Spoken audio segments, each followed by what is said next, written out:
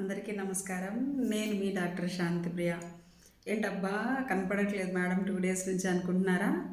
కొంచెం బిజీ. ఏంటంటే మేము నెక్స్ట్ మంత్ జూన్ 8న బాలసుబ్రహ్మణ్యం గారి జయంతి సందర్భంగా మ్యూజికల్ నైట్ నిర్వహించబోతున్నాం అన్నమాట గుత్తిలో. సో దానికోసమని కొన్ని సాంగ్స్ సెలెక్షన్ ఇలా అని ఒక 2 డేస్ బిజీ అయిపోయాను అనమాట.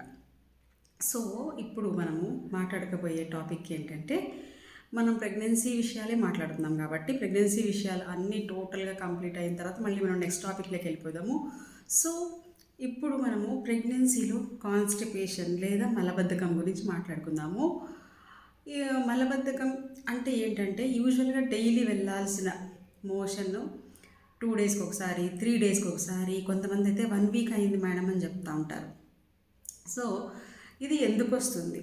ఫస్ట్ ఆఫ్ ఆల్ ఏంటంటే, ప్రెగ్నెన్సీ ఎప్పుడైతే కన్ఫర్మ్ అవుతుందో చాలామందికి స్టార్టింగ్ నుంచే ఈ నాసియా అంటాము, అంటే వామిటింగ్ వచ్చినట్టు ఉండడము, ఏదైనా చూస్తే తిప్పినట్టు అయిపోవడము, తినలేకపోవడము, తాగలేకపోవడము, ఇలా వాళ్ళు కొంచెం కొంచెమే తిని కొంచెం కొంచెమే తాగడం వల్ల ఏమైపోతూ ఉంటుందంటే డైలీ వెళ్ళాల్సిన మోషన్ అనేది వీళ్ళకి డిస్టర్బెన్స్ అయిపోతుంది అనమాట.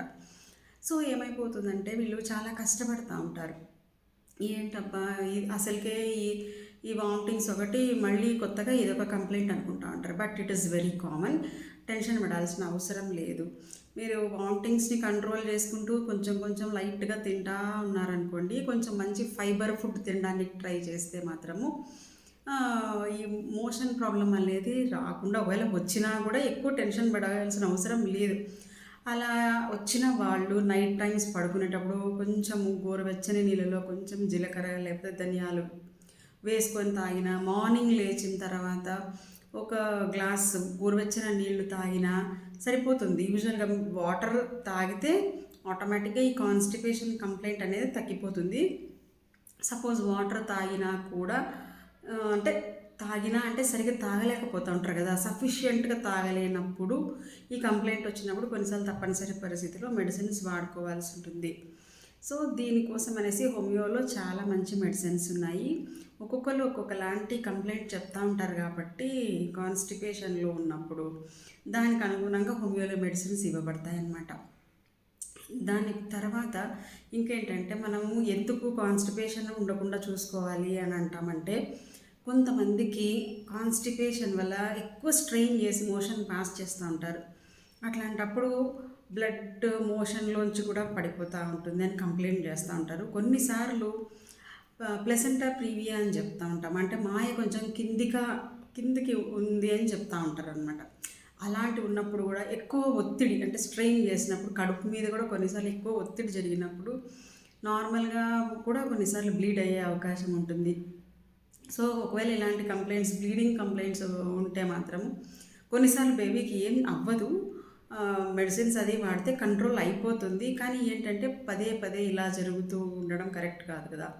ఒకవేళ నార్మల్గా మోషన్ దగ్గర నుంచే ఎక్కువ బ్లీడ్ అవుతున్నా కూడా పేషెంట్స్ అనేవాళ్ళు అనీమియా, అంటే రక్తహీనత లేక పడిపోతూ ఉంటారు మళ్ళీ. సో ఈ ప్రాబ్లం లేకుండా చూసుకోవాలంటే బాగా ఆకుకూరలు, కాయగూరలు, బెల్లంతో చేసిన వస్తువులు, అంజూర్ పళ్ళు, ఖర్జూర్ పళ్ళు, ఇలాంటివి ఫైబర్ ఉన్న ఫుడ్ బాగా తీసుకుంటా ఉంటే కనుక రోజుకు ఒక్కసారన్నా కొంచెం బెల్లం కలిపిన నీళ్ళు, అంటే మనము పండగప్పుడు ఇది చేసుకుంటాం కదా, ఏమంటారు గుర్తురాలి,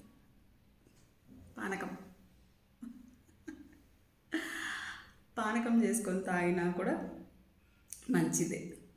సో ఓకేనా, ఈ రోజుటికి బాయ్ బాయ్, థ్యాంక్ యూ.